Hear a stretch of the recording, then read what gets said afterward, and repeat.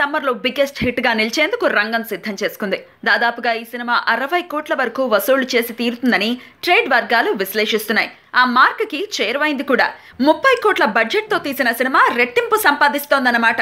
అంటే ఫైనాన్షియల్ గా ఈ సినిమా సూపరు. కానీ త్రివిక్రమ్ కి మాత్రం ఈ అంకెలు సంతృప్తి కలిగించడం లేదని టాక్. ఈ సినిమా విషయంలో త్రివిక్రమ్ మరీ ఎక్కువగా ఆశించాడని, కనీసం 80 కోట్లైనా చేస్తుందని కలలు కన్నాడని, అయితే ఈ సినిమా 60 కోట్ల దగ్గర ఆగిపోవడంతో ఫీల్ అవుతున్నాడని టాక్. దాంతోపాటు రివ్యూలు కూడా ఆశించినంత రేటింగ్లు ఇవ్వలేదని బాధపడిపోతున్నాడట. మీనా నవలను కాపీ కొట్టాడన్న విషయంలోనూ త్రివిక్రమ్ బాగా అప్సెట్ అయ్యాడని, ఆ నవల హక్కుల్ని అఫీషియల్ గా తీసుకుని సినిమా చేస్తే ఆ విషయం అర్థం చేసుకోకుండా మీడియా ఏవేవో రాసేసిందని సన్నిహితుల దగ్గర బాధపడిపోతున్నాడట. అందుకే ఆ విడుదల తర్వాత ఇద్దామనుకున్న మీడియా ఇంటర్వ్యూలను త్రివిక్రమ్ క్యాన్సిల్ చేశాడట. ఎంత చెట్టుకు అంత గాలి అంటూ ఉంటారు. ఆ లెక్కన తన స్టామినాకి మించి హిట్ అయింది.